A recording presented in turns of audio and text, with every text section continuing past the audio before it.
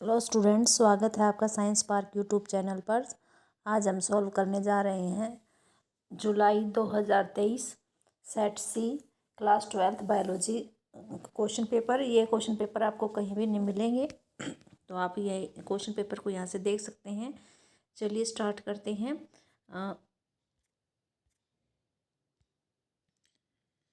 Section A है, objective type question है। पहला क्वेश्चन है, वुमेन रिप्रोड्यूसेस सेक्सुअली, एसेक्सुअली, तो इसमें पार्थिनोजेनेटिकली ऑल ऑफ दिस, तो इसमें आ जाएगा ए ऑप्शन, एसेक्सुअली। अगला क्वेश्चन है, central drug research institute is located at Lucknow, आ जाएगा C option. Number of autosomes in human beings are 22 pairs, B option आ जाएगा। Lactose in lac operon is inducer, A option आ जाएगा। अगला क्वेश्चन है, YAC की फुल फॉर्म लिखिए, yeast artificial chromosome. The genotypic ratio of monohybrid crosses, genotypic पूछी गई है तो जीनोटाइपिक होगी 1:2:1। अगर फिनोटाइपिक पूछी जाए तो 3:1 आ जाएगा। तो इसका जो आंसर है सी ऑप्शन है। Disease causing organisms are called pathogens, A option आ जाएगा। अगला question, the yellow fluid secreted by the mother in the initial days of lactation is called the colostrum, C option आ जाएगा। 5-GAATTC 3- और इसका जो complement other strand है 3-CTTAAG 5- is called palindrome, B option सही आंसर है इसका। अगला क्वेश्चन देख लेते हैं, which of there is a technique for early diagnosis of a disease. Early diagnosis का जो टेक्निक है डिजीज़ को डायग्नोस करने की है, PCR से भी कर सकते हैं, एलिजा से भी कर सकते हैं, तो C option both of these आ जाएगा। व्हाट इज़ नेटेलिटी, नेटेलिटी क्या होती है, एक तरह से बर्थ रेट होती है। It refers to the number of births during a given period, कितने बर्थ, कितने जन्म हुए हैं, कितने बच्चों का जन्म हुआ है किसी भी गिवन पीरियड में और किसी भी एक पॉपुलेशन में, उसको बोल देंगे नेटेलिटी। और ये इससे नेटेलिटी से क्या होता है, जो इनिशियल जो डेंसिटी होती है वो इंक्रीज हो जाती है, पॉपुलेशन डेंसिटी जो है इंक्रीज होती है, तो ये आ जाएगा। It refers to the number of births during a given period in the population that are added to the initial density. अगला क्वेश्चन है, in amensalism one species is harmed and other is unaffected, यानी एक को तो नुकसान होता है और दूसरे को कोई फ़ायदा या नुकसान नहीं होता, अनअफेक्टेड रहता है, तो ये ट्रू होता है।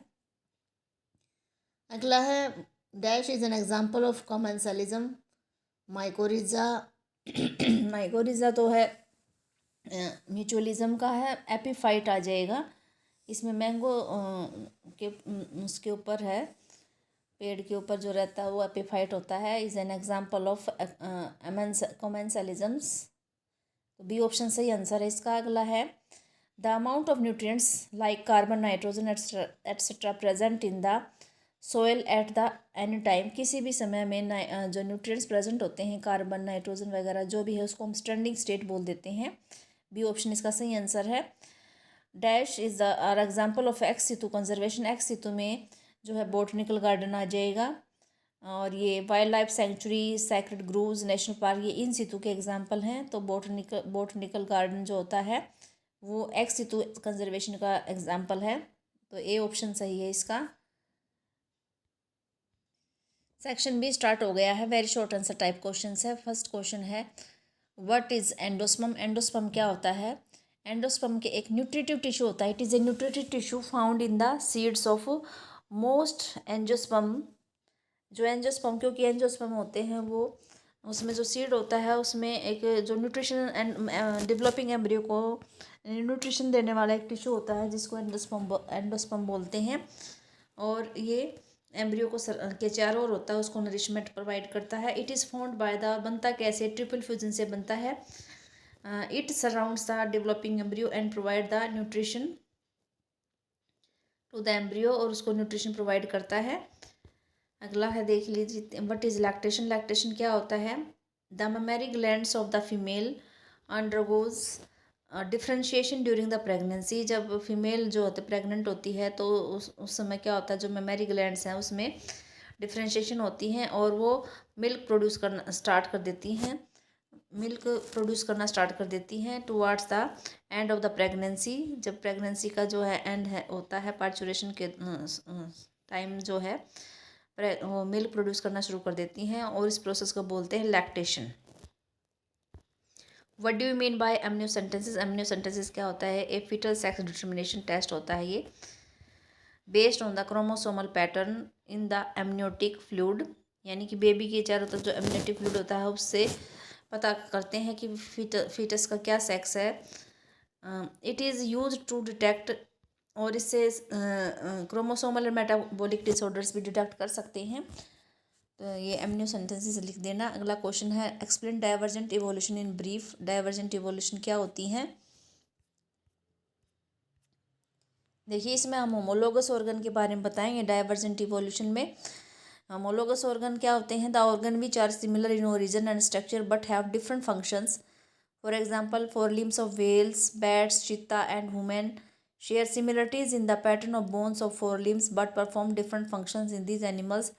They have similar anatomical structure. All of them have humerus, radius, ulna, carpals, metacarpals, and phalanges in their forelimbs. In these animals, the same structure developed along the different directions due to adaptations to different needs. This is divergent evolution, and these structures are homologous. Homology indicates common ancestry. अगला example है vertebrate hertz और brains, और plants में कोई example देना है तो thorn of bougainvillea and tendrils of Cucurbita represents homology. तो इस तरह से आप डाइवर्जेंट इवोल्यूशन के बारे में बताओगे तो होमोलोगस ऑर्गन को बताते हुए आप ये बता देंगे। अगला जो क्वेश्चन है वो देख लेते हैं। What are methanogens? मिथेनोजेंस क्या होते हैं? Methanogens are the archaebacteria which grow anaerobically, यानी ऑक्सीजन की एब्सेंस में ये ग्रो करते हैं। Digest the bacteria and the fungi in the activated sludge. जब सीवेज वाटर ट्रीटमेंट करते हैं तो उसके अंदर जो एक्टिवेटेड स्लज होता है उसमें बैक्टीरिया फ्लोक होते हैं, जो बैक्टीरिया और फंजाई होते हैं उसको वो डाइजेस्ट कर देता है। During the digestion bacteria produces a mixture of gases. तो ये एनारोबिक बैक्टीरिया हैं, ये गैस बना देते हैं, मिक्सचर है गैसों का। जैसे उस मिक्सचर में कौन कौन सी गैस होती हैं? Methane, hydrogen sulphide and carbon dioxide, ये 3 गैस होती हैं। These gas form the biogas and can be used as source of energy as it is inflammable. जो मिथेनोजेंस होते हैं ये रूमेंस के उसमें भी मिलते हैं, रूमिनेंट्स एनिमल्स में मिलते हैं, जो कि सेलुलोज को डाइजेशन में हेल्प करते हैं और उसको न्यूट्रिशन प्रोवाइड करते हैं। और ये गोबर जो उनका डंग होता है उसमें भी होता है, और ये गोबर गैस बनाने में हेल्प करते हैं। तो इस तरह से मिथेनोजेंस के बारे में आप बता सकते हैं। अगला जो क्वेश्चन है वो है what are vectors? Give an examples. Vectors क्या होते हैं? Vectors are the vehicles which is use to carry the gene of interest, यानी ये वो व्हीकल्स हैं जो कैरी करते हैं gene of interest to desired, जो डीएनए होता है, डिज़ायर्ड डीएनए सेगमेंट्स हैं या जीन ऑफ इंटरेस्ट उसको कैरी करता है। टू ट्रांसफॉर्म द होस्ट को ट्रांसफॉर्म करने के लिए, यानी जिसमें जीन ऑफ इंटरेस्ट चला जाता है उसको फिर बोल देते हैं ट्रांसफॉर्म्ड होस्ट बोल देते हैं। एग्जाम्पल टीआई प्लाज्मिड है, PBr322 है, ये इसके एग्जाम्पल हैं। बायोपिरेसी क्या है? It is the term used to refer to the use of the bioresources by multinational companies and other organizations without the proper authorization from the countries and people concerned without compensating payment, यानी कि बिना उनकी अनुमति के जो multinational companies हैं, बिना permissions के, बिना ऑथराइजेशन के हैं वो, और बिना पेमेंट किए, कंपनसेट किए वो उन बायो रिसोर्सेज को यूज़ कर लेते हैं, तो इसको बायोपिरेसी बोल देते हैं। अगला क्वेश्चन है explain the phenomena of decomposition in brief. Decomposition को ब्रीफ में बताना है। देखिए 2 नंबर में है, इसको आप डिकम्पोजिशन की डेफिनेशन बता सकते हैं। सिर्फ डेफिनेशन क्या होती है decomposition? The break down of complex organic matter of detritus. Detritus क्या होते हैं? जो गले सड़े पत्ते होते हैं लिविंग ऑर्गेनिज्म जो डेड हो जाते हैं उसको डेट्रिटस बोल देते हैं। इसके अंदर जो ऑर्गेनिक मैटर होता है उसको तोड़ना होता है इनऑर्गेनिक सब्सटेंस में, और इनऑर्गेनिक सब्सटेंस जैसे कार्बन डाइऑक्साइड, वाटर, इसमें और न्यूट्रिएंट्स बाय द डिकम्पोजर्स। उसको कौन तोड़ेगा? डिकम्पोजर्स होते हैं। डिकम्पोजर्स में कौन आ जाएंगे? बैक्टीरिया है, फंजाई है, अर्थवॉर्म है, इंसेक्ट्स हैं, ये आ जाते हैं। तो इस प्रोसेस को बोलते हैं डिकम्पोजिशन। तो ये इसके स्टेप बता सकते हैं। ये जो है 5 स्टेप्स में होता है: फ्रेगमेंटेशन, लीचिंग, कैटाबोलिज्म, ह्यूमिफिकेशन, मिनरलाइजेशंस। तो ये थोड़ा सा ब्रीफ में पूछा गया है, तो आप इतने से आपका काम चल जाएगा। तो अगला क्वेश्चन देख लेते हैं। अब सेक्शन सी स्टार्ट हो गया है। सेक्शन सी में सभी क्वेश्चन 3-3 अंक के हैं। पहला क्वेश्चन है differentiate between the chasmogamous and cleistogamous flowers. इसमें क्या अंतर है? कैज्मोगेमस फ्लावर्स और क्लिस्टोगेमस फ्लावर देखिए। The flowers open exposing anthers and stigma. Chasmogamous open flower होते हैं जिसमें एंथर और स्टिग्मा एक्सपोज होते हैं, बाहर से आसानी से दिख जाते हैं। लेकिन जो क्लिस्टोगेमस फ्लावर्स होते हैं वो क्लोज होते हैं और उनके एंथर और स्टिग्मा वो एक्सपोज नहीं होते। कैज्मोगेमस फ्लावर्स में अंडरगो सेल्फ पोलिनेशन और क्रॉस पोलिनेशन। तो कैज्मोगेमस ओपन है, उसमें सेल्फ पोलिनेशन भी हो सकती है और क्रॉस पोलिनेशन भी हो सकती है। लेकिन जो क्लिस्टोगेमस क्लोज फ्लावर है उसमें सिर्फ सेल्फ पोलिनेशन होती है। कैज्मोगेमस फ्लावर्स में है जो है पोलिनेटर्स चाहिए, बिना पोलिनेटर्स के जो है पोलिनेशन नहीं होगी। लेकिन क्लिस्टोगेमस फ्लावर में जैसे क्लोज होते हैं और उसमें सेल्फ पोलिनेशन होती है, तो उसमें नो पोलिनेटर्स रिक्वायर्ड, कोई एक्सटर्नल पोलिनेशन नहीं चाहिए उसमें। कैज्मोगेमस फ्लावर्स आर ऑफन प्रोमिनेंट होते हैं और जो क्लिस्टोगेमस फ्लावर्स हैं वो डिस्टिंग्विशेबल नहीं होते। तो इस तरह से आप ये डिफरेंस लिख सकते हैं। अगला क्वेश्चन है explain the phenomena of spermatogenesis. Spermatogenesis को एक्सप्लेन करना है। ये क्वेश्चन बहुत बार पूछा गया, वेरी इंपॉर्टेंट क्वेश्चन है। स्पर्मेटोजेनेसिस क्या होता है? Spermatogenesis in testis immature mail germ sales बोलते हैं उनको, स्पर्मेटोगोनिया बोलेंगे, produce sperms by the meiosis, इसको बोल देते हैं स्पर्मेटोजेनेसिस। और ये स्पर्मेटोजेनेसिस प्यूबर्टी के टाइम स्टार्ट होता है। स्पर्मेटोगोनिया या मेल जर्म सेल्स जो होती हैं वो सेमिनिफेरस ट्यूब्यूल के अंदर इनर साइड पे होती हैं, और वो फिर जो स्पर्मेटोगोनिया है वो मल्टीप्लाई करती है माइटोसिस डिवीजन से। वो अपने नंबर बढ़ा लेती हैं। संख्या बढ़ाने के लिए वो माइटोसिस डिवीजन से डिवाइड करती हैं। कुछ स्पर्मेटोगोनिया है जो उनका साइज़ लार्ज हो जाता है, बड़ा हो जाता है, और जिनका साइज़ बड़ा हो जाता है उनको प्राइमरी स्पर्मेटोसाइट्स बोल देते हैं। प्राइमरी स्पर्मेटोसाइट्स में 46 क्रोमोसोम होते हैं। स्पर्मेटोगोनिया में भी 46 डीएनए डिप्लॉयड होते हैं। प्राइमरी स्पर्मेटोसाइट बनने के बाद जो है इसमें फर्स्ट म्यूटिक डिवीजन होती है। फर्स्ट म्यूटिक डिवीजन होने के बाद वो जो है सेकेंडरी स्पर्मेटोसाइट बनते हैं, और सेकेंडरी स्पर्मेटोसाइट्स में जो है क्रोमोसोम नंबर हाफ रह जाते हैं, यानी 23 क्रोमोसोम हो जाते हैं, यानी ये हैप्लॉइड हो जाते हैं। सेकेंडरी स्पर्मेटोसाइट्स के बाद क्या होता है, ये सेकेंड म्यूटिक डिवीजन होती है। सेकेंड म्यूटिक डिवीजन के बाद जो स्पर्मेटिड्स बन जाते हैं। स्पर्मेटिड से जो है डिफ्रेंशिएशन होने के बाद जो स्पर्मियोजेनेसिस प्रोसेस से डिफ्रेंशिएशन होने के बाद स्पर्म बनते हैं, और जो स्पर्म होते हैं वो एम्बेडेड होते हैं सर्टोली सेल्स में, और सर्टोली सेल्स जो है स्पर्म्स को जो है नरिशमेंट प्रोवाइड करती हैं।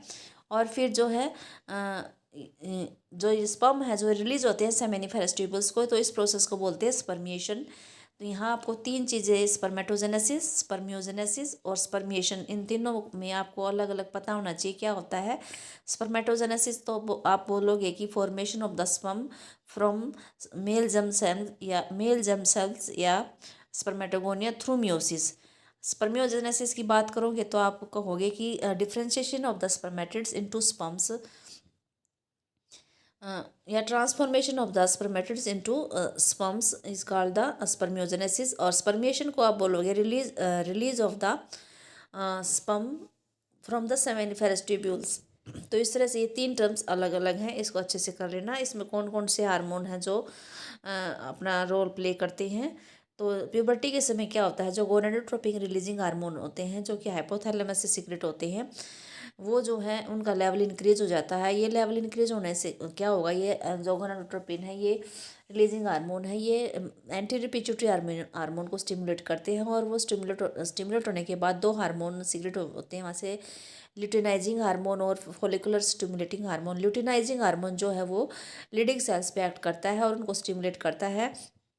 तो ये जो लीडिंग सेल्स होते हैं ये एंड्रोजन को सीक्रेट करते हैं। एंड्रोजन यानी टेस्टोस्टेरोन हार्मोन वगैरह को सीक्रेट करते हैं।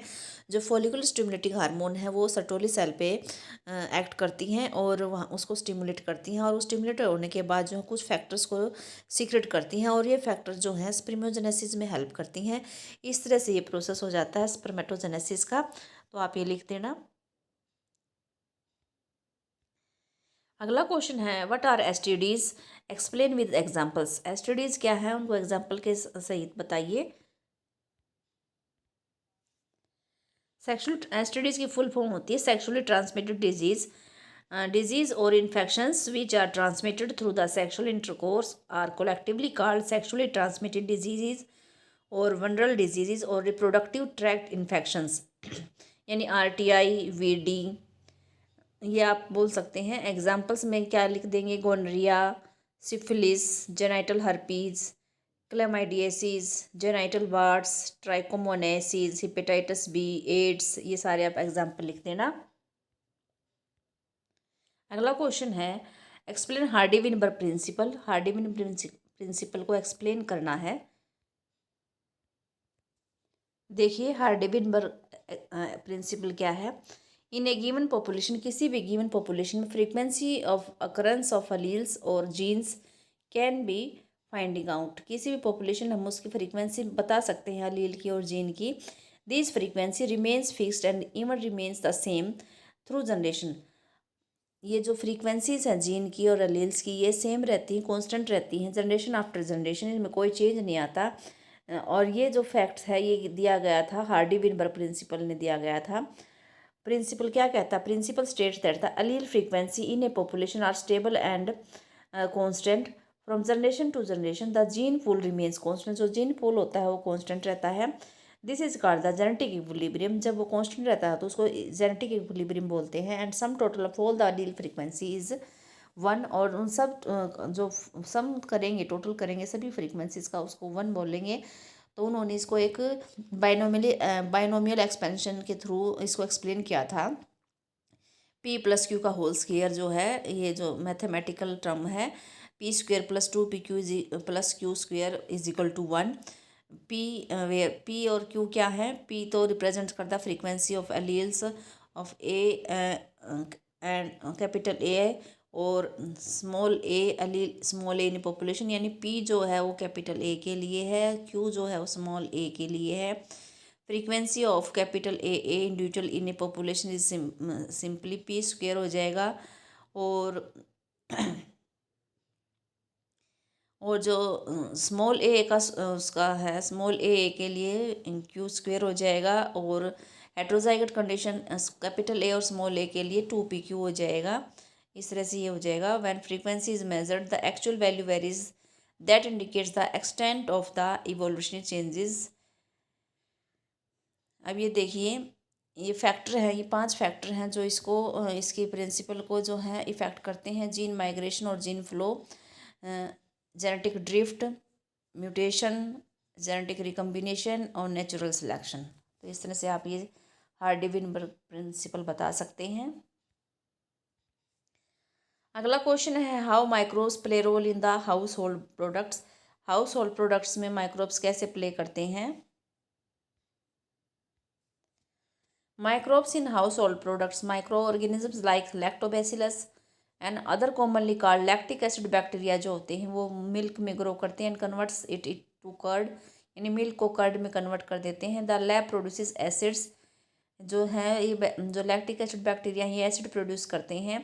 That coagulate and partially digest the milk protein, जो कि कोगुलेशन कर देता है मिल्क का और उसको मिल्क प्रोटीन में कन्वर्ट कर देता है। It also improves it's nutritional quality by increasing vitamin B12, और उसकी जो न्यूट्रिशनल क्वालिटी है वो भी इम्प्रूव हो जाती है, उसमें विटामिन B12 जो है इंक्रीज हो जाता है।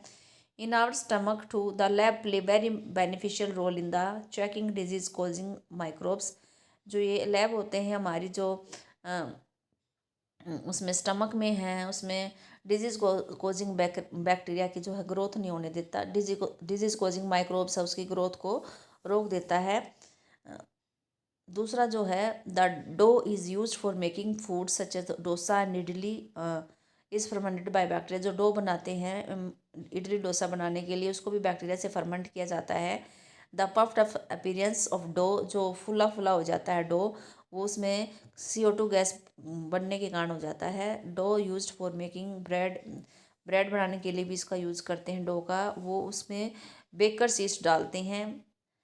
इडली डोसे वाले में तो बैक्टीरिया आ गया, लेकिन जो ब्रेड बनाने के लिए जो फर्मेंटेशन करते हैं वो बेकर यीस्ट सैक्रोमाइसिस सेरेविसिस से करते हैं। तीसरा है चीज़ बनाने के लिए, पनीर वगैरह बनाने के लिए। In one of the oldest food item in which microbes were use the large holes in the Swiss cheese. जो बड़े बड़े होल्स होते हैं स्विस चीज़ के अंदर, वो CO2 गैस बनने के कारण बनते हैं, और ये बैक्टीरिया से बनते हैं। बैक्टीरिया का नाम क्या है? Propionibacterium sharmanii.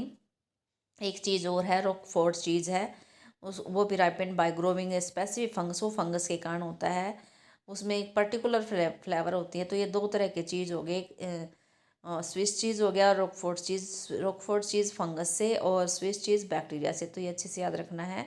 एक टोडी ड्रिंक होता है made from the fermenting sap from the palms. Microbes are also use to ferment fish, soyabean and bamboo shoot to make the foods. तो ये इस तरह से हमारे हाउस होल्ड में यूज़ किए जाते हैं। ये जो है माइक्रोब्स हैं, हमारे लिए यूज़फुल है। अगला क्वेश्चन है, what is the principle of biotechnology? Biotechnology की क्या प्रिंसिपल है? दो प्रिंसिपल हैं बायोटेक्नोलॉजी के। फर्स्ट है जेनेटिक इंजीनियरिंग। इसमें क्या आ जाएगा? ये वो टेक्निक है जो कि हमारे DNA और RNA है, जो जेनेटिक मटेरियल है, उसकी केमिस्ट्री को चेंज कर देते हैं। To introduce these into the फिर इनको चेंज करके इनको होस्ट ऑर्गेनिज्म में डाल देते हैं। And the change the phenotype of the host organism, यानी जीनोटाइप को चेंज करके उसके फिनोटाइप चेंज कर देते हैं। और जीनोटाइप कैसे चेंज हो रही है? DNA RNA में जो है कुछ ना कुछ चेंज कर देते हैं जेनेटिक इंजीनियरिंग के थ्रू, और फिर वो उसको होस्ट में डाल देते हैं, फिर वो फिनोटाइप उनकी चेंज हो जाती है। दूसरा है केमिकल इंजीनियरिंग। इसमें क्या करते हैं, वो जो एनवायरनमेंट होता है वहाँ का, उसको स्टेराइल बनाने के लिए किया जाता है, ताकि हम डिज़ायर्ड माइक्रोब की ही ग्रोथ को कर पाएँ, और जो अनवांटेड है, जो अनडिज़ायर्ड है, वो उसको ग्रोथ रुक जाती है, रोक सकें, सिर्फ डिज़ायर्ड की ग्रोथ हो पाए। और क्यों करते हैं ऐसा? ताकि लार्ज क्वांटिटी में हम प्रोडक्ट्स की जो है वो मैन्युफैक्चरिंग कर पाए, जैसे कि एंटीबायोटिक्स हैं, वैक्सीन्स हैं, एंजाइम्स हैं। इस तरह से ये जेनेटिक इंजीनियरिंग और केमिकल इंजीनियरिंग दो प्रिंसिपल हो जाते हैं बायोटेक्नोलॉजी के। तो देखिए अगला क्वेश्चन क्या है? अगला क्वेश्चन है, what are the ethical issues related with GM organisms? Ethical issue बताने हैं जो जेनेटिकली मॉडिफाइड ऑर्गेनिजम्स के साथ रिलेटेड होते हैं।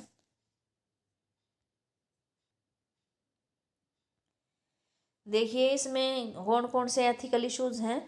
एक तो है हेल्थ कंसर्न्स के बारे में, न्यू प्रोटीन्स इन GMO, जब नया प्रोटीन, क्योंकि इसमें जीन चेंज करके डालते हैं और प्रोटीन भी से चेंज हो जाता है, तो उसमें जो न्यू प्रोटीन बनता है वो जो है वो एलर्जिक रिएक्शन कोज कर सकता है।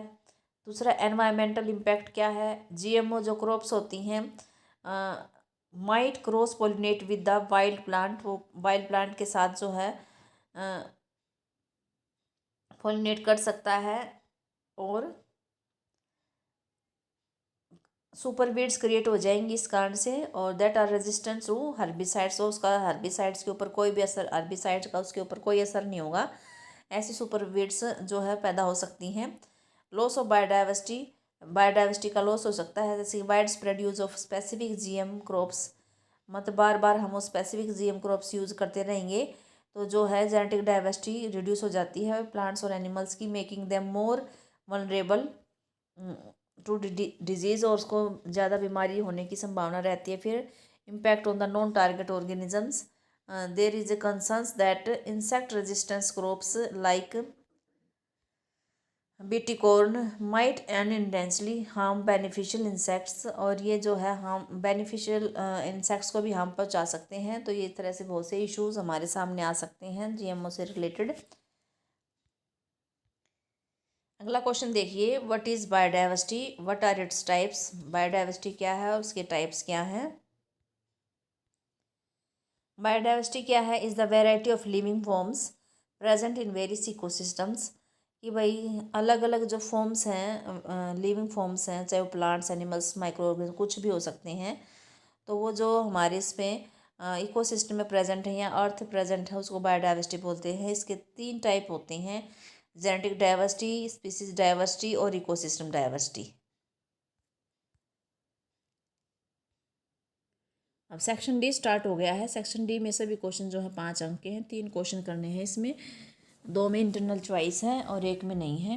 तो पहला देख लेते हैं, what is codominance, explain with the help of example. Codominance भी बहुत बार पूछा गया है क्वेश्चन। कोडोमिनेंस क्या होता है, it is a genetic inheritance pattern where 2 different alleles for a gene are both completely and equally expressed in a heterozygote phenotype, यानी कि जो 2 एलील हैं वो दोनों एक साथ एक्सप्रेस कर जाती हैं और एक कम्प्लीटली दोनों ही एक्सप्रेस कर जाती हैं हेट्रोजाइगोट फिनोटाइप में। कोडोमिनेंस में क्या होता है, the F1 generation resembles both parents, जो F1 ऑफस्प्रिंग्स पैदा होते हैं वो दोनों पेरेंट्स से रिजेंबल करते हैं। एग्जाम्पल है एबीओ ब्लड ग्रुप का है। एग्जाम्पल इसमें एबीओ ब्लड ग्रुप जो है वो एक जीन है आयु से कंट्रोल होता है। जो आरबीसी होती हैं उसकी मेम्ब्रेन पे जो है शुगर पॉलीमर्स होते हैं। ये जो शुगर पॉलीमर्स हैं ये produce from its surface and the kind of sugar is controlled by the gene. Gene जो ये आई जो है इसको कंट्रोल करता है प्रोडक्शन ऑफ शुगर्स को। जो जीन आई की 3 अलील होती हैं, आई ए, आई बी और स्मॉल आई, ये 3 अलील हैं।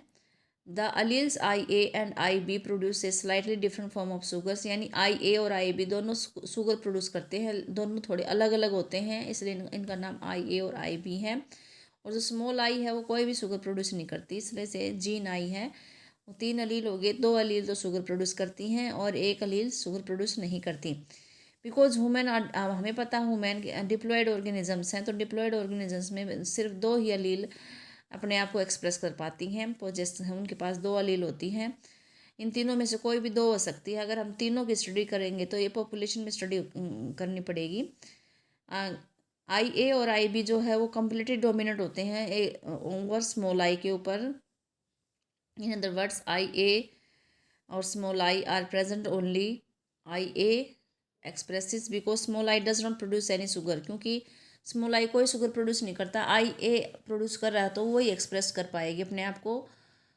इसी तरह आई बी और आई में सिर्फ आई बी ही एक्सप्रेस कर पाएगा क्योंकि स्मॉल आई कोई शुगर प्रोड्यूस नहीं कर रही है। तो जब दोनों आई और ए आई बी जब एक साथ प्रेजेंट होते हैं तो दोनों अपने अपने शुगर प्रोड्यूस करते हैं, तो दोनों अपने आप को इक्वली एक्सप्रेस कर पा जाते हैं। तो इसी कंडीशन को बोलते हैं कोडोमिनेंस। आरबीसी के पास जो हैं बोथ ए और बी टाइप की शुगर होती है। Since there are the 3 different allele, तो एक जीन है और उसके 3 अलील हैं और 6 अलग अलग इसके जो कॉम्बिनेशन में मिलेंगे हमें, तो इसकी 6 पॉसिबल जो हैं जीनोटाइप हैं। नीचे देखो इसमें दिखा रखे टेबल में, genetic basis of blood groups in the human population 4 phenotypes and 6 genotype. 4 phenotypes कौन सी हो गई, आई ए एक तो ए ब्लड ग्रुप हो गया, एक ए बी ब्लड ग्रुप हो गया, एक बी ब्लड ग्रुप और एक ओ, ये 4 फिनोटाइप हैं। और 6 जीनोटाइप में क्या हो गया, अगर ए ब्लड ग्रुप है तो उसकी 2 फिनोटाइप हो जाएंगी, आई ए कैपिटल आई ए और स्मॉल कैपिटल आई और स्मॉल आई। इसी तरह कैपिटल बी आई बी और कैपिटल आई बी और स्मॉल आई, तो ये हो जाएगा बी ब्लड ग्रुप के लिए, 2 उसके लिए 2 इसके लिए। जो ओ ब्लड ग्रुप होगा उसके लिए दोनों स्मॉल आई हो जाएंगी। और जो कोडोमिनेंटली एक साथ दोनों हैं, capital I A capital I B, ये कोडोमिनेंट हैं, ए और बी दोनों इक्वली और कम्प्लीटली एक्सप्रेस कर रहे हैं हेटेरोजाइगोट कंडीशन में। तो ये 6 हमारी जीनोटाइप हो गई, 2 ए ब्लड ग्रुप के लिए, 2 बी ब्लड ग्रुप के लिए, 1 ओ के लिए और 1 ए बी के लिए। इस तरह से आप ये एक्सप्लेन कर सकते हैं। इसके इंटरनल चॉइस में दे रखा है what is the law of independent assortment, explain with the help of suitable example. या तो आपको कोडोमिनेंस करना है या लॉ ऑफ इंडिपेंडेंट असॉर्टमेंट करना है, जो आपको अच्छे से आता हो वही क्वेश्चन करना। देखिए लॉ ऑफ इंडिपेंडेंट असॉर्टमेंट क्या कहता है। This law states that when 2 pairs of traits are combined in a hybrid, जब 2 ट्रेड्स एक हाइब्रिड में कंबाइंड हो जाते हैं, segregation of one pair of character is independent of the other pair, जब एक करेक्टर सेग्रीगेट होता है तो उसका जो है सेग्रीगेशन दूसरे पेयर पे है जो उसके इंडिपेंडेंटली वो सेग्रीगेट होता है। डायहाइब्रिड ग्रोथ में 2 न्यू कॉम्बिनेशंस राउंड ग्रीन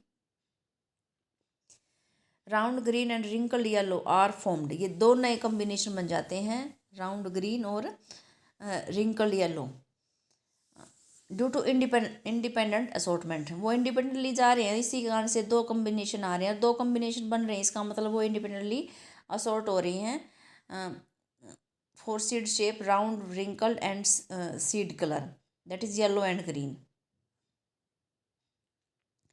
देखिए 2 दे रखे हैं, पेरेंट जनरेशन में राउंड येलो और रिंकल्ड ग्रीन ले लिया, तो इसमें इसके गैमेट बन गए capital R capital Y, small R और स्मॉल वाई, ये जो 2 गैमेट बन गए। तो इनका जब F1 जनरेशन आई तो सभी जो है राउंड येलो आ गए। फिर राउंड येलो का जो है सेल्फ पोलिनेशन करवाया तो मेल गैमेट और फीमेल गैमेट लिए, तो इसमें जो है 9 राउंड येलो आए, 3 राउंड ग्रीन आए, 3 रिंकल्ड येलो और 1 रिंकल्ड ग्रीन आए। तो इस तरह से 9:3:3:1 रेशो में ये आ गए। जो नए कम्बिनेशन बने थे इसमें जो है राउंड ग्रीन और रिंकल्ड येलो, ये जो 3 जो नए बने हैं राउंड ग्रीन और रिंकल्ड येलो नए कम्बिनेशन है। ये कम्बिनेशन ये बताते हैं क्योंकि राउंड येलो और रिंकल्ड ग्रीन हमने लिए थे, राउंड येलो और रिंकल्ड ग्रीन जो पेरेंट थे वो लिए थे, लेकिन F2 जनरेशन में ये इनके अलावा 2 और नए कम्बिनेशन मिले हमें राउंड ग्रीन और रिंकल्ड येलो। तो इससे ये पता चलता है कि भाई ये इंडिपेंडेंटली असॉर्ट हो रहे हैं, इनका एक दूसरे पर कोई प्रभाव नहीं होता है सेग्रीगेशन के दौरान। अगला क्वेश्चन है what do you mean by the regulation of gene expression. Regulation of gene expression से आप क्या समझते हैं। Explain with the help of the lac operon, lac operon की हेल्प से बताना है। रेगुलेशन ऑफ जीन एक्सप्रेशन जो है refers to the processes by which cells control the expression of genes, यानी कि ये वो प्रोसेस है जिस प्रोसेस से जो है सेल करते हैं भाई कौन सा जीन एक्सप्रेस करेगा। Ensuring that genes are turn on और off at the right time, कि जो जीन है वो टर्न ऑन हो जाएं टर्न ऑफ हो जाएं ठीक समय पर, and in the right place, ठीक समय और ठीक जगह पर वो उनका ऑन ऑफ हो जाए।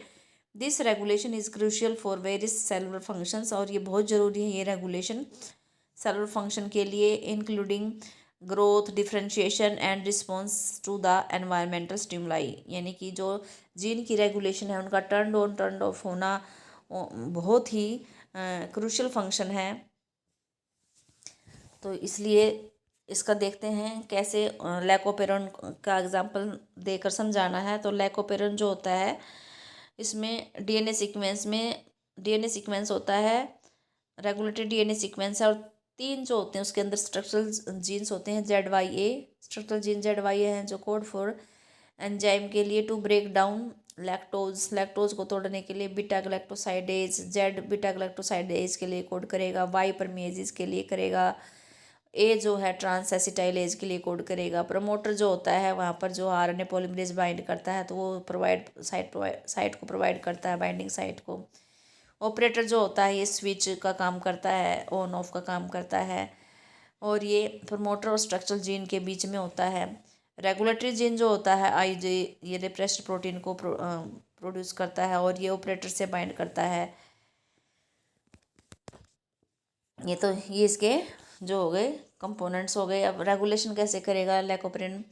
Operon is regulated by lactose inducer, यहाँ इंड्यूसर जो है इंड्यूसर का काम लैक्टोज करता है, और ग्लूकोज जो है एक्टिवेटर और रिप्रेसर का काम करता है। वैन लैक्टोज एब्सेंट होता है तो एब्सेंट होगा तो नेगेटिव रेगुलेशन बोल देते हैं। रेगुलेटरी जीन जो I produces inactive repressor protein, चाहे स्विच ऑन हो चाहे ऑफ हो, जो है रेगुलेटर जीन तो उसको तो एक्टिव रिप्रेसर को प्रोड्यूस करना ही करना है। आई का अपना काम चलता रहेगा, वो एक्टिव रिप्रेसर प्रोटीन को प्रोड्यूस कर देता है। ये रिप्रेसर प्रोटीन जो है ऑपरेटर से बाइंड कर जाता है और आरएनए पॉलीमरेज बाइंडिंग साइट को जो है आगे नहीं जाने देता, ऑपरेटर से बाइंड हो जाएगा। फिर ये ऑपरेटर बाइंड हो जाएगा तो स्विच ऑफ हो जाएगा और कोई ट्रांसक्रिप्शन नहीं होगी, जीन्स ऑफ हो जाएंगे और इस तरह से लैक्टोज एब्सेंट होगा तो ये स्विच ऑफ हो जाएगा। जब लैक्टोज प्रेजेंट होता है तब क्या होगा, ये सेल में एंटर करता है और ये एलोलैक्टोज को कन्वर्ट्स टू एलोलैक्टोज, उसमें एलोलैक्टोज में कन्वर्ट हो जाता है। ये एलोलैक्टोज जो है रिप्रेसर प्रोटीन से बाइंड हो जाएगा, क्योंकि हमें पता है जो आई जीन है उसको तो अपना रेगुलेटरी रिप्रेसर प्रोटीन को प्रोड्यूस करना ही करना है। अगर लैक्टोज एब्सेंट है तो वो उसके लैक्टोज के साथ बाइंड नहीं होता और ये जो है रिप्रेसर ऑपरेटर से बाइंड होकर स्विच ऑफ कर देगा। लेकिन लैक्टोज प्रेजेंट है तो ये रिप्रेसर प्रोटीन से बाइंड हो जाएगा और फिर रिप्रेसर प्रोटीन ऑपरेटर से बाइंड नहीं कर पाएगा और जो स्विच ऑन रहेगा, लैक्टोज जो है इंड्यूसर का काम कर रहा है और स्विच ऑन हो जाएगा। स्विच ऑन हो जाएगा तो जो आरएनए पॉलीमरेज है उसके लिए साइट रहेगी और वो जाके बाइंड कर जाएगा ऑपरेटर से और फिर क्या होगा, ये ट्रांसक्रिप्शन हो जाएगी और जीन ये ऑन हो जाएगा। When glucose is absent positive regulation होएगी। अब तक तो हमने नेगेटिव पढ़ी थी भाई, लैक्टोज एब्सेंट है तो नेगेटिव रेगुलेशन होती है। पॉजिटिव कब होती है, जब ग्लूकोज एब्सेंट होता है। इफ़ ग्लूकोज लो है, कम मात्रा में है तो CMP level rise, CMP level बढ़ जाता है। ग्लूकोज लो होने से एक्टिवेटिंग कैटाबोलाइट एक्टिवेटर प्रोटीन है, ये कैप है और उसकी कैप को ही एक्टिवेट कर देता है। CMP का लेवल लो होने से कौन एक्टिवेट हो जाएगा, CMP कैप एक्टिवेट हो जाएगा और कैप CMP कम्प्लेक्स, क्योंकि CMP लेवल कम है और उसके साथ बाइंड होकर उसको एक्टिवेट कर रहा है तो ये दोनों का जो कम्प्लेक्स है बाइंड कर जाएगा प्रमोटर से। प्रमोटर से बाइंड होने का क्या होने से क्या होगा, जो आरएनए पॉलीमरेज है वो मोर एफिशिएंटली अब अपना काम करना स्टार्ट कर देगा। फिर क्या हो जाएगा, वो हाई ट्रांसक्रिप्शन लेवल हो जाएगा। Lactose, if lactose is present, अगर लैक्टोज प्रेजेंट है और ग्लूकोज एब्सेंट है तब ये ऐसा काम होएगा। वैन ग्लूकोज प्रेजेंट, अगर ग्लूकोज प्रेजेंट है, even if lactose is present, lactose भी है और ग्लूकोज भी है तो operator operon stage low level because CAP is inactive, क्योंकि अब ग्लूकोज प्रेजेंट है। ग्लूकोज प्रेजेंट होने से जो CAP है वो इसके एब्सेंट में एक्टिव होता है, लेकिन ये प्रेजेंट है तो CAP इनएक्टिव पड़ा रहता है और जो है ये स्विच जो है ऑफ रहेगा। लैक्टोज भी प्रेजेंट है, ग्लूकोज भी प्रेजेंट है, किसी चीज़ की ज़रूरत नहीं है तो वो सब स्विच ऑफ रहना है, जीन ऑफ रहेगा। ये देखिए जैसे हमें पढ़ा है, आई जो जीन है ये रेगुलेटर जीन है, ये रिप्रेसर मैसेंजर बना रहा है, फिर रिप्रेसर प्रोटीन बना रहा है। अगर वो एब्सेंट है, लैक्टोज एब्सेंट है तो रिप्रेसर फ्री होता है, ये ऑपरेटर से जाकर बाइंड कर देगा और ये स्विच ऑफ को कर देगा और ये ट्रांसक्रिप्शन नहीं होगी। इसी तरह अगर लैक्टोज प्रेजेंट है, देखो इंड्यूसर दिखा दिया, ये रिप्रेसर प्रोटीन से बाइंड होगा। अब ये रिप्रेसर प्रोटीन जब इससे बाइंड हो जाता है तो ये इनएक्टिव हो जाता है। इनएक्टिव होने से ऑपरेटर बाइंड जो है, ऑपरेटर साइड जो वो फ्री रहती है और जो है आरएनए पॉलीमरेज जो है उससे प्रमोटर से बाइंड हो जाता है। और देखिए फिर ये क्या है, लैक मैसेंजर आरएनए बन गया और फिर इससे ये जो है एंजाइम बीटा ग्लाइकोसाइडेज, परमेजेज और ट्रांसएसिटाइलेजेस के जो सिंथेसिस हो गए हैं। इस तरह से लैकोप्रेन जो है स्विच ऑन हो जाएगा, इस तरह से ये काम करेगा। इसके इंटरनल चॉइस में क्वेश्चन दे रखा है, explain the phenomena of DNA fingerprinting in detail. DNA fingerprinting क्या होती है? DNA printing involves identifying differences in repetitive DNA। इसका क्या काम है? DNA फिंगरप्रिंटिंग का क्या भाई, रिपीटेटिव DNA जो सीक्वेंस होता है उसको पहचान करना, उसमें जो डिफरेंस होता है उसको पहचान करना, उसको आइडेंटिफाई करना होता है। क्योंकि ये because in these sequence small stretch of DNA is repeated many times, क्योंकि इस सीक्वेंस में जो होता है जो रिपीटेड डीएनए होते हैं इसमें जो रिपीट होते हैं उनकी संख्या वेरी करती है, किसी में 10 बार रिपीट हो रहा है, किसी में 100 बार हो रहा है, किसी में 15 बार। तो इस रिपीट डिफरेंस के कारण जो है ये इसके आधार पर ये डीएनए फिंगरप्रिंट बेस है कि वो जो रिपीटेड सीक्वेंस है वो कितनी बार जो है रिपीट हो रहा है, उसमें कितना डिफरेंस है। These sequences show high degree of polymorphism, इसमें बहुत सारा पॉलीमॉर्फिज्म होता है और यही बेस बनाता है डीएनए फिंगरप्रिंटिंग का। Since DNA from every tissue जैसे such as blood, hair follicle, skin, bones, saliva, sperm etcetera from an individual show the same degree of polymorphism, मतलब एक इंडिविजुअल से हम अगर ले रहे हैं तो उसमें सेम डिग्री ऑफ पॉलीमॉर्फिज्म होगी। They become very useful identification tool in the forensic application, और ये फोरेंसिक एप्लीकेशन में बहुत ही यूजफुल टूल होता है।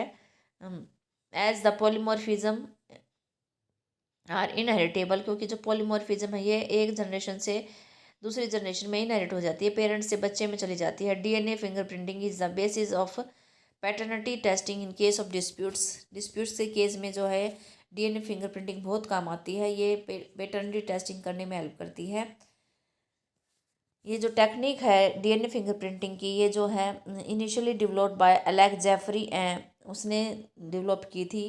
उसने कुछ सैटेलाइट डीएनए को प्रोब की तरह यूज़ किया था, और ये जो सैटेलाइट डीएनए है इसमें बहुत हाई डिग्री ऑफ पॉलीमॉर्फिज्म होता है, और इसको बोलते हैं सैटेलाइट डीएनए को बोलते हैं जिसमें बहुत ज़्यादा नंबर में रिपीट्स होते हैं, उसको बोलेंगे variable number of tandem repeats, VNTR. इसकी फुल फॉर्म भी पूछ लेते हैं वीएनटीआर की।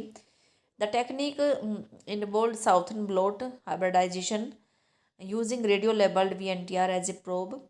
इसमें कौन कौन से स्टेप्स होंगे, पहले हम डीएनए को आइसोलेट करेंगे, डिजायर्ड जो डीएनए है उसको आइसोलेट कर लेंगे, फिर उसके जो है रेस्ट्रिक्शन एंडोन्यूक्लियस एंजाइम से उसके फ्रेगमेंट बना लेंगे, फिर उन फ्रेगमेंट को सेपरेट करेंगे जेल इलेक्ट्रोफोरेसिस से, फिर उसको सेपरेट करने के बाद उन सेगमेंट्स को जो सेपरेटेड डीएनए फ्रेगमेंट्स हैं उसको ट्रांसफ़र कर देंगे सिंथेटिक मेम्ब्रेन के ऊपर, जैसे नाइट्रोसेलुलोज और नायलॉन के ऊपर। फिर उस मेम्ब्रेन के ऊपर हाइब्रिडाइजेशन करा देंगे। जो हमारे पास प्रोब थी उस प्रोब का सीक्वेंस हमें पता होता है, तो उस प्रोब से जो है इसके हाइब्रिडाइजेशन करा देंगे डीएनए फ्रेगमेंट्स की वीएनटीआर प्रोब से, और फिर हाइब्रिडाइज्ड जो हो गई है जिसकी हाइब्रिडाइजेशन हुई है उसको हम डिटेक्ट करेंगे ऑटो रेडियोग्राफी से। ऑटो रेडियोग्राफी से उसको डिटेक्ट कर लेंगे भाई कौन से सेगमेंट की हाइब्रिडाइजेशन हुई है, फिर उससे हमें उसका सीक्वेंस भी पता चल जाएगा। जो वीएनटीआर होते हैं वो सैटेलाइट होते हैं एक तरह से। DNA refer to as mini satellites, satellite DNA होते हैं और इनको मिनी सैटेलाइट भी बोल देते हैं। Small DNA sequence is arrange tandemly in many copy numbers, जो डीएनए सीक्वेंस होते हैं वो कई कॉपी नंबर में जो होते हैं अरेंज होते हैं। कॉपी नंबर वेरी करते हैं एक क्रोमोसोम से दूसरे क्रोमोसोम में, एक इंडिविजुअल में, और इनकी जो नंबर ऑफ रिपीट है उसमें very high degree of polymorphism. As a result, the size of VNTR varies in size from 0.1 to 20 kb. Consequently, after hybridization, जब ऊपर हमने हाइब्रिडाइजेशन की थी तो VNTR प्रोब के साथ ऑटो रेडियोग्राम जो है गिव्स द बैंड्स, उससे बैंड्स मिल जाएंगे हमें डिफरेंट साइज के। These bands give a characteristics pattern for an individual DNA, ये हर एक इंडिविजुअल के लिए अलग अलग करेक्टरिस्टिक पैटर्न होता है और इस पैटर्न के कारण ही हम उसको पहचान पाते हैं। लेकिन जो मोनोजाइगोटिक ट्विंस होते हैं उनमें ये पैटर्न सेम होता है। ये देखिए डायग्राम से हम समझ लेते हैं। इंडिविजुअल ए और इंडिविजुअल बी दोनों का डीएनए है, ये देखिए इंडिविजुअल ए के पास जो डीएनए है वह पैटर्नल और मैटरनल क्रोमोसोम है। पैटर्नल में देखिए टैंडम रिपीट 3 बार है, मैटरनल में उसी क्रोमोसोम की 4 बार है, तो ये हमें पता चल गया कि भाई ये अलग अलग इंडिविजुअल से डीएनए आया है। अब क्रोमोसोम 7 देखिए बी इंडिविजुअल का, इसमें भी देखिए क्रोमोसोम 7 में कितने नंबर ऑफ टैंडम रिपीट हैं जो बहुत बार है। क्रोमोसोम 2 देखिए, फिर क्रोमोसोम 16 देखिए, दोनों का अलग अलग है, इसमें टैंडम रिपीट्स अलग अलग हैं। फिर अगर हमें इससे क्राइम सीन से क्रिमिनल को पहचानना हो, यानी कि हमें ए और बी दोनों पर शक है कि भाई ये क्रिमिनल हो सकते हैं, तो हमने जो क्राइम सीन था वहाँ से जो हमें सैंपल मिला था उससे भी हमने जब इसका डीएनए फिंगरप्रिंटिंग किया तो ये उसका पैटर्न प्राप्त हुआ। जब इस पैटर्न को हमने टैली किया तो ऑटो रेडियोग्राफ से ये देखिए सी का जो पैटर्न प्राप्त हो रहा है वो बी से मिलता जुलता है। इसका मतलब जो क्रिमिनल्स क्राइम सीन पे जो क्रिमिनल था वो बी वाला था, क्योंकि बी और सी जो है वो बी ही इंसान है, इसलिए बी को ही क्रिमिनल माना जाएगा। ये हमें डीएनए फिंगरप्रिंटिंग से प्राप्त होगा। इस तरह से हम डीएनए फिंगरप्रिंटिंग कर सकते हैं। और इसके जो यूजेस हैं, पैटर्निटी टेस्ट और उसके लिए करते ही, फॉरेंसिक साइंस में भी करते हैं, और जेनेटिक डाइवर्सिटीज़ और पॉपुलेशन डाइवर्सिटी को डिटरमाइन करने के लिए भी डीएनए फिंगरप्रिंटिंग का यूज किया जाता है। अब है लास्ट क्वेश्चन है कैंसर क्या, what is cancer, how is caused, explain its diagnosis and treatment. देखिए, cancer is a group large group of disease, यानी कि जो कैंसर है वो ग्रुप है एक तरह से बहुत सी बीमारियों का, जिसमें कि अनकंट्रोल ग्रोथ होती है, और ये स्प्रेड नॉर्मल सेल जो है अनकंट्रोल ग्रोथ होने के कारण जो सेल हो जाती है वो नॉर्मल हो जाती है, वो फैल जाती हैं बॉडी के अंदर। कैंसर सेल्स जो होती हैं वो प्रॉपर्टी ऑफ कॉन्टैक्ट इंडिमेशन का लॉस्ट कर देती है, और जब ये प्रॉपर्टी लॉस्ट हो जाती है तो उनमें सेल डिवीजन अनकंट्रोल हो जाती है और वो ट्यूमर बना देते हैं। कोजेज देखिए, कैंसर के कोजेज क्या क्या हो सकते हैं। जो नॉर्मल सेल होती हैं, transformation of normal cell into cancerous neoplastic cells, उसमें फिजिकल, केमिकल और बायोलॉजिकल एजेंट्स हो सकते हैं। और जो कैंसर कोजिंग एजेंट्स को हम कार्सिनोजेंस बोल सकते हैं। ये जो कार्सिनोजन होते हैं ये आयोनाइजिंग रेडिएशन हो सकती हैं। आयोनाइजिंग रेडिएशन कौन सी होती हैं, एक्सरेज और गामा रेज हो सकती हैं। नॉन आयोनाइजिंग रेडिएशन भी हो सकते हैं, जैसे कि अल्ट्रावायलेट रेज। ये डीएनए डैमेज कोज कर देती हैं, और इससे फिर क्या है, नॉर्मल सेल हैं जो वो कैंसर सेल्स में, न्यूप्लास्टिक सेल्स में ट्रांसफॉर्म हो जाती हैं। ये तो थे फिजिकल, यानी आयोनाइजिंग रेडिएशंस और नॉन रेडिएशंस होगी दो तरह की, आयोनाइजिंग और नॉन आयोनाइजिंग। आयोनाइजिंग में आप एक्सरे और गामा रेज बता देना, नॉन आयोनाइजिंग में आप अल्ट्रावायलेट रेज। ये दोनों, ये सब जो है डीएनए को डैमेज कर देती हैं, और जब डीएनए डैमेज हो जाता है तो नॉर्मल सेल कैंसर सेल में कन्वर्ट हो जाती है। दूसरा, आप केमिकल कार्सिनोजन बता देना। केमिकल कार्सिनोजन में जैसे टोबैको और स्मोक का एग्जांपल दे रखा है, ये बहुत बड़ा कारण है लंग कैंसर का। फिर आप जो है बायोलॉजिकल एजेंट्स में बता देना। बायोलॉजिकल एजेंट्स में आ जाएंगे वायरसेस हैं जो कैंसर कोज करते हैं, उनको ऑन्कोजेनिक वायरस बोलते हैं, यानी वायरस होते हैं जो कैंसर का कारण बनते हैं, और इनको वायरल ऑन्कोजीन्स भी बोल देते हैं। सेवरल जीन्स जिसको हम सेलुलर ऑन्कोजीन्स बोल देते हैं, सी ऑन्क, और प्रोटो ऑन्कोजीन्स वो नॉर्मल सेल्स में होते हैं। होते तो नॉर्मल हैं, लेकिन वो जब एक्टिवेट हो जाते हैं कुछ कंडीशन के अंदर, तो वो कैंसर सेल में कन्वर्ट हो जाते हैं। तो ऑन्कोजीन्स, वायरल ऑन्कोजीन्स तो हैं ही, सेलुलर ऑन्कोजीन्स भी जो हर एक बॉडी के अंदर सेल में होते हैं, हर एक उसके अंदर होते हैं, लेकिन कुछ कंडीशन के कारण कुछ कंडीशन ऐसी होती है जिसमें वो नॉर्मल जो सेलुलर ऑन्कोजीन्स थे वो कैंसर सेल में कन्वर्ट कर देते हैं उसको। खोज के बाद देखिए डिटेक्शन और डायग्नोज और ट्रीटमेंट देख लेते हैं। कैंसर डिटेक्शन एंड डायग्नोस जो है is based on the biopsy and histopathological study of the tissue, blood and bone marrow test. यानी blood and bone marrow test कर लेंगे, बायोप्सी और हिस्टोपैथोलॉजिकल स्टडी करेंगे, और भाई सेल काउंट्स देखें, भाई सेल काउंट्स इंक्रीज़ हो गया, किस कारण से इंक्रीज़ हुआ है। रेडियोग्राफी, सीटी स्कैन जो होता है, एमआरआई है, ये वेरी यूजफुल है to cancers of internal organs का देखने के लिए। फिर ट्रीटमेंट ऑफ कैंसर कैसे करते हैं, एक antibodies against cancer specific antigens are also used for the detection of certain cancers. Techniques of molecular biology can be applied to detect change in the individuals with uh, susceptibility to certain cancers generate हो जाती हैं with generated susceptibility to certain cancers, यानी कि antibodies को use करके इससे भी हम डिटेक्ट कर सकते हैं कैंसर्स को।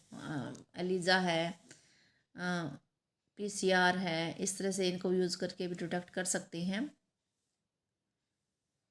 ट्रीटमेंट कैसे करेंगे, सर्जिकल कैंसर्स सर्जिकल जो होता है सर्जिकल मेथड से करते हैं, कैंसरस सेल्स को रिमूव कर देते हैं सर्जिकली, टिश्यूज जो भी हैं।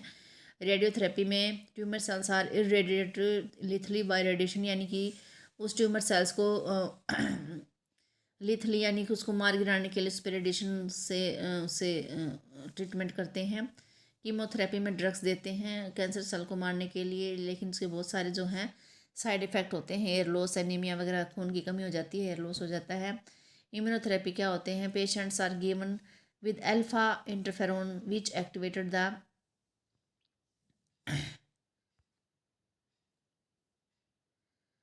देर जो उसके इम्यून सिस्टम को जो है एक्टिवेट कर देता है and help in destroying the tumour, और फिर वो ट्यूमर को डिस्ट्रॉय करने में हेल्प कर देते हैं। तो इस तरह से हम उसके ट्रीटमेंट करेंगे कैंसर के।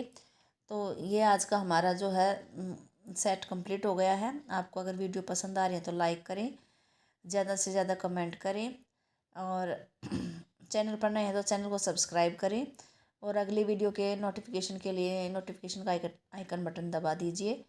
और कल लेके आएंगे हम जुलाई 2023 का सेट डी बायोलॉजी के लिए। तो थैंक्स फॉर वॉचिंग, कल मिलते हैं।